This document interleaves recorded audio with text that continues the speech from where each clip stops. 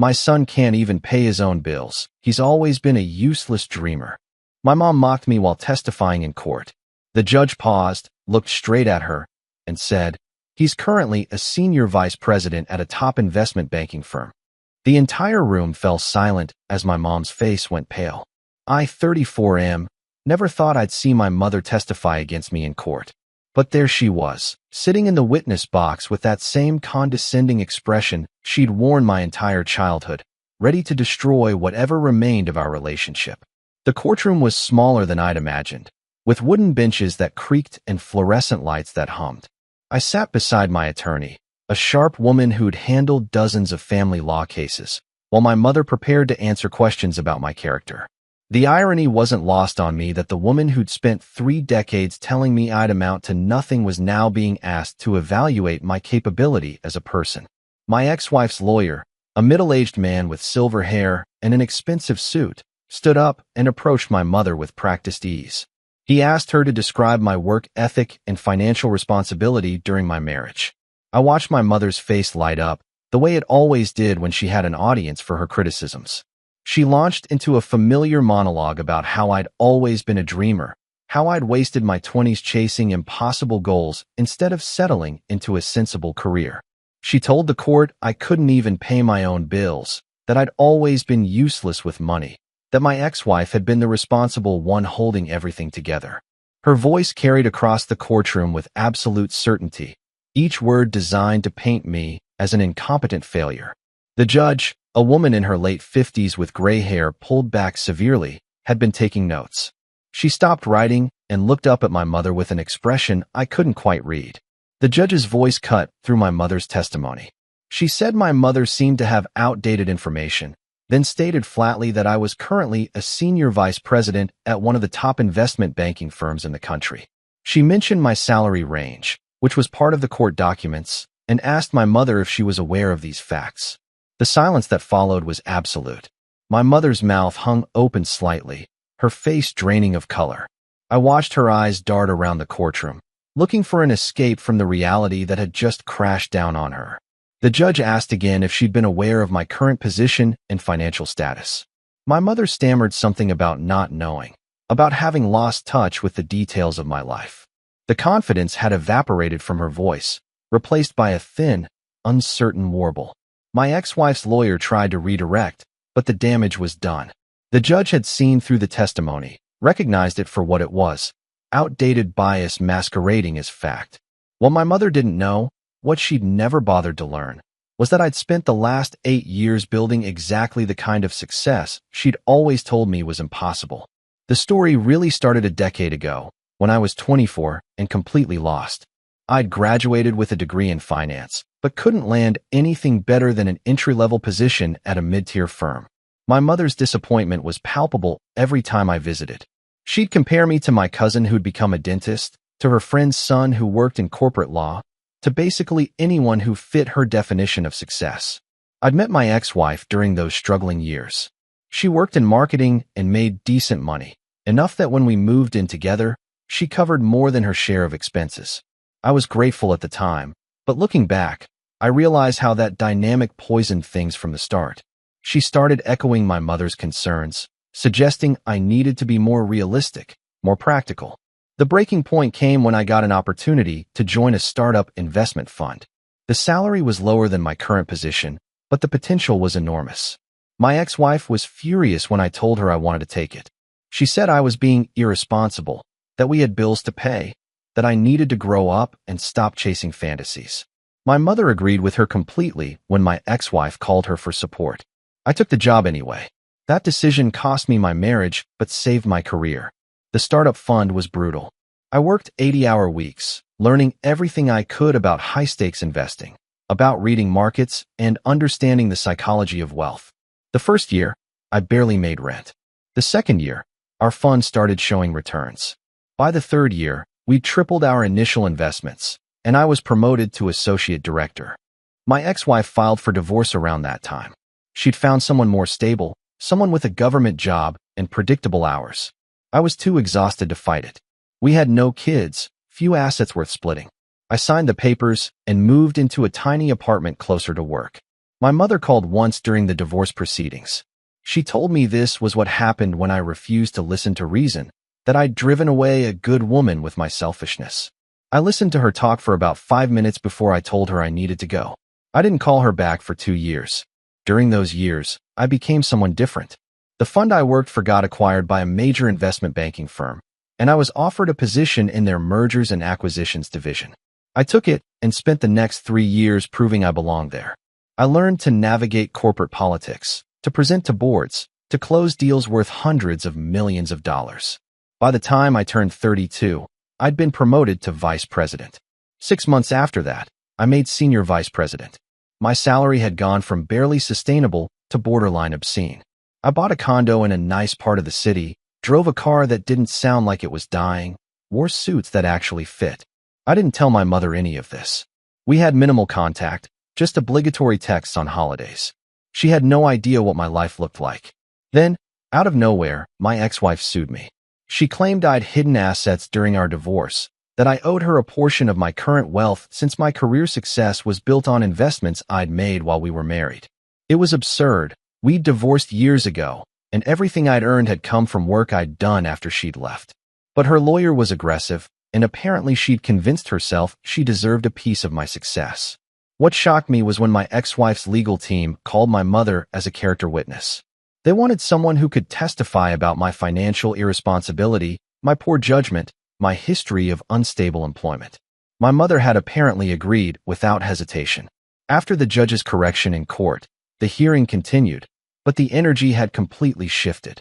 My ex-wife's lawyer tried to salvage the testimony, asking my mother about my character in other ways, but she'd been thoroughly rattled. Her answers became vague and defensive. She kept glancing at me, her face still pale, as if seeing me for the first time. When it was my attorney's turn to cross-examine, she was merciless. She asked my mother when she'd last had a substantive conversation with me about my career. My mother admitted it had been years. She asked if my mother had any evidence of current financial irresponsibility. My mother said she didn't. She asked if my mother was aware that I'd paid off both of my parents' mortgages 18 months ago as a gift. That last question made my mother's eyes go wide. My attorney produced the bank records. I'd sent the money through a lawyer with instructions not to reveal the source, wanting to help my parents without dealing with my mother's judgment. My father had apparently kept it secret. The judge asked my mother if she'd like to revise any of her earlier testimony.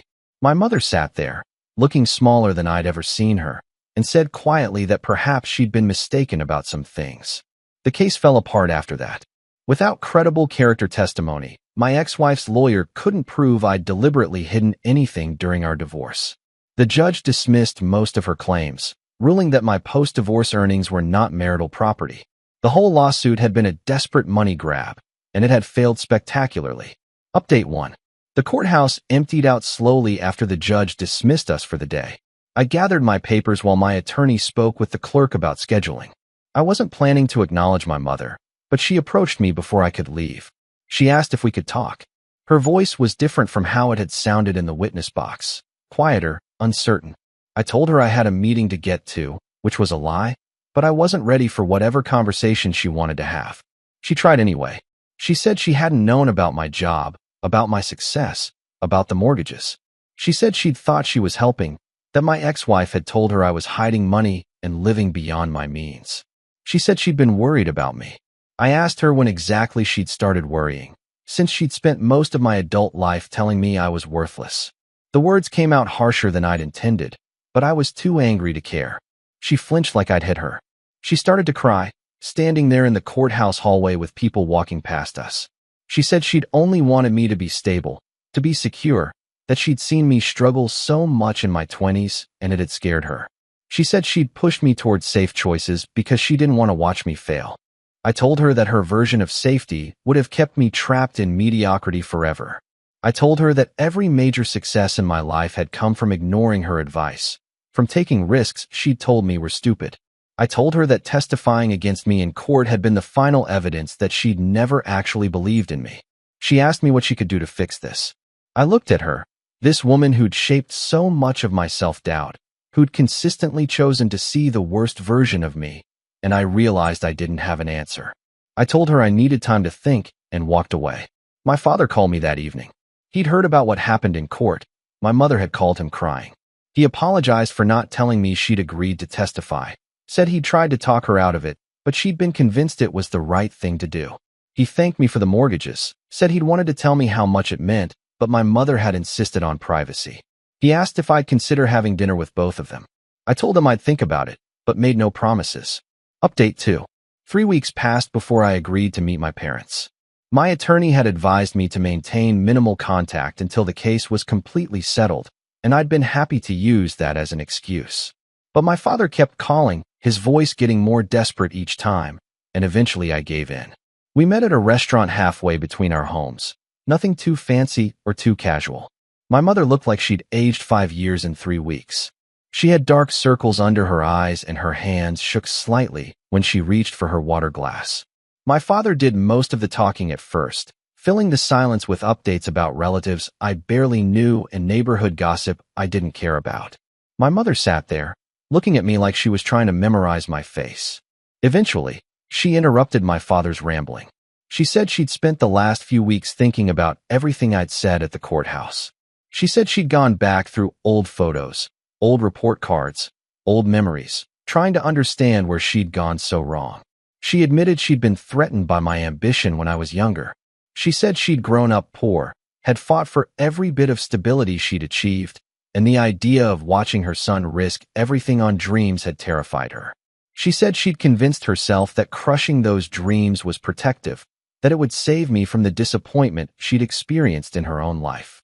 She told me about her father, a man who'd had big ideas and no follow-through, who'd moved the family constantly chasing opportunities that never materialized. She said she'd watched her mother suffer through that instability and had promised herself her own children would never experience it. She'd thought she was breaking a cycle, but she realized now she'd just created a different kind of damage. I listened to all of this, and part of me understood it. But understanding where damage comes from doesn't erase the damage itself. I asked her why she'd agreed to testify for my ex-wife. She said my ex-wife had called her months ago, had told her I was being audited, that there were concerns about money laundering, that she was trying to protect us both by establishing my financial history. My mother had believed her, had thought she was helping prevent legal trouble. It was such an obvious manipulation that I couldn't believe my mother had fallen for it. But then again, she'd spent decades believing the worst of me. So why would she question accusations that confirmed her existing bias? I told her I appreciated the explanation, but that I didn't know if I could move past this. I told her that trust, once broken this completely, doesn't just repair itself because someone finally apologizes. My father jumped in, asking me not to close the door completely. He reminded me they were getting older, that life was short, that family was important. All the standard arguments people make when they want forgiveness they haven't earned. I told them I needed more time. My mother nodded, tears running down her face, and said she understood. She said she'd wait as long as it took. Update 3. The final hearing happened 2 months later. My ex-wife's case had been reduced to a few minor financial disputes, nothing like the massive settlement she'd originally demanded. The judge ruled in my favor on every remaining point. My ex-wife looked devastated. She'd spent a fortune on legal fees chasing money she'd never had a right to, and now she was walking away with nothing. Part of me felt vindicated. A larger part just felt exhausted. My mother wasn't in the courtroom this time. I'd asked her not to come, and she'd respected that boundary. Small progress, I supposed. After the ruling, my ex-wife's lawyer approached mine in the hallway. He said his client wanted to apologize, to explain. My attorney asked if I wanted to hear it. I said no. I drove back to my office and dove into work. There was a merger deadline approaching, and I had presentations to prepare. It felt good to focus on something I could control, something that followed logical rules and rewarded competence. But my mother's words from the restaurant kept echoing in my head. The part about breaking cycles and creating new damage instead. I'd spent so many years proving her wrong, building a life that contradicted everything she'd said I couldn't do. But somewhere in that process, I'd stopped examining why her approval mattered so much. Why I needed to become successful enough that even she couldn't deny it. The truth was, I'd let her define success for me, even in rejection. I'd climbed the corporate ladder partly because it was the one mountain she'd told me I couldn't scale. And now that I'd reached the summit, now that she'd been forced to acknowledge it in the worst possible context, I felt hollow instead of triumphant. I started therapy a month after the case closed. My therapist, a calm woman with an office full of plants, helped me understand that revenge is a terrible foundation for achievement. She said that building a life to prove someone wrong means letting that person control your choices just as much as if you'd followed their advice. I realized I didn't actually know if I liked investment banking. I was good at it, extraordinarily good, but I'd never stopped to ask if it fulfilled me. I'd been too busy being successful to wonder if I was happy. I started making changes slowly. I cut back my hours where I could, started saying no to projects that were just ego-driven. I picked up hobbies I'd abandoned in my 20s, photography, hiking, reading fiction instead of market analyses. I also started having coffee with my father every other week. Just the two of us. No my mother, no heavy conversations. We talked about sports and current events and his garden. It was surprisingly pleasant. My mother and I communicated through occasional texts. She'd send me articles she thought I'd find interesting, always careful not to add advice or commentary. Just sharing, with no agenda. I appreciated the restraint, even if it felt strange. 6 months after the trial, my company offered me a promotion to managing director. It was the position I'd been working toward for years, the next major step up the ladder. The salary increase was substantial, the prestige significant. I thought about it for a week, then turned it down. My boss was shocked. He asked what it would take to change my mind.